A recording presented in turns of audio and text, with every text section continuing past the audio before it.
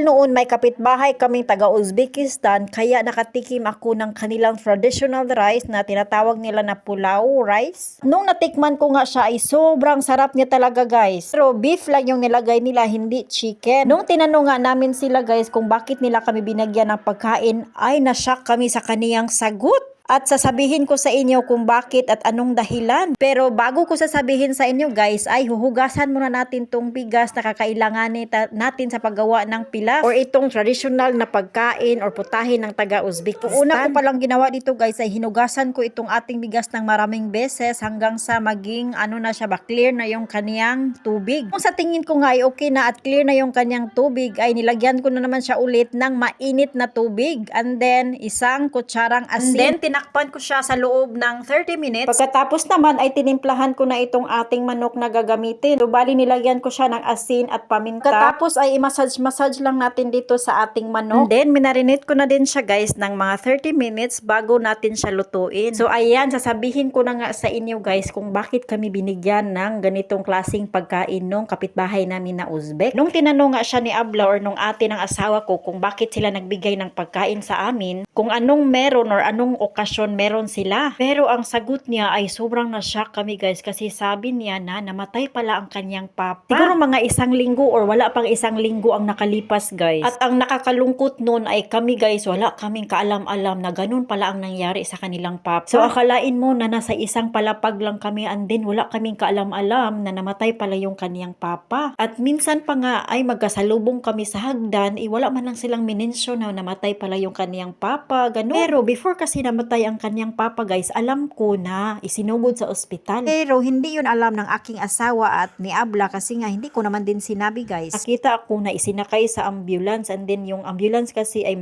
talagang mapatingin ka ba sa ibaba kung anong nangyari kasi nga nagwangwang. So ibig sabihin emergency talaga. Pero hindi namin alam na yun na pala yun, binawian na pala ng buhay yung kanyang papa doon sa ospital. So bago ako mag-continue sa aking chika guys, ay dito muna tayo sa ating lulutuin. Diyos ko Lord. So bali dito sa ating kawali guys, ay naglagay lang ako dito ng 1 cup of oil. So medyo madami-dami talaga ang mantika na kakailanganin dito. And then pagkatapos ay nilagay ko na nga itong ating chicken. So i-fry natin siya muna ng mga siguro hanggang sa maging slight brown. Nung naging slight brown na nga siya ay nilagay ko na itong ating suhan or itong ating white na onion. And then i-fry lang natin itong ating onion hanggang sa maging light brown din. Pagkatapos sinunod ko namang nilagay itong ating hiniwa-hiwang carrots. Tapos ay nagbuhos na ako dito ng cold water guys. So bali mga 1 litro ata to guys. Medyo marami-rami yung tubig na ating nalagay dito. Katapos ay tinimplahan ko na nga siya ng asin, paminta, turmeric powder, kimyon, at saka itong ating tatli or sweet paprika. And then sinunod ko namang nilagay itong aking nuhot. So bali luto na itong aking nuhot guys. And then nilagyan ko din siya ng isang buong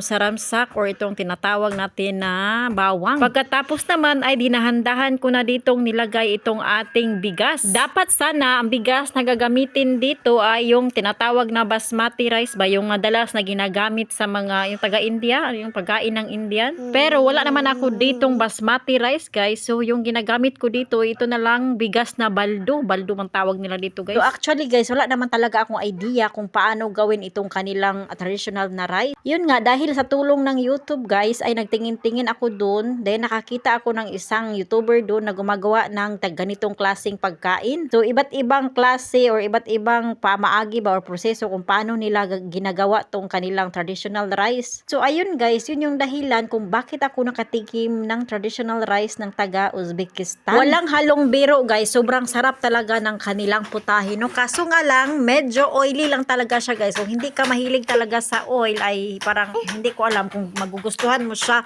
Pero yung lasa niya ay sobrang sarap talaga. So ayun, dito kasi guys, hindi mo malalaman kung may namatayan ba yung pamilya na yan or hindi kasi talagang wala silang imik or malalaman mo na lang guys kung magbigay sila ng pagkain at tanungin mo. Kahit magkasalubungan pa kayo sa hagdan or magkikita kayo sa daan ay hindi mo alam guys na namatayan pala yan sila. Kasi hindi talaga yan sila magsasabi kung hindi mo tanungin din. Hindi kagaya dyan sa atin guys, no, kahit nakatira ka pa sa ibang baryo guys, once na mamatayan ka ay malalaman at malalaman talaga yan ng inyong mga kapitbahay. Ito kasi guys, once mamatayan ka ay ilibing agad. Kumbaga namatay ka ng umaga, so pagkahapon ay ilibing ka agad guys. Ganyan naman talaga kasi sa mga Muslim. So siya, dito na lang muna magtatapos ang ating video. Hanggang sa uulitin. Thank you Lord sa blessing at sa inyo mga mare. Hanggang sa uulitin. Bye bye. God bless you all.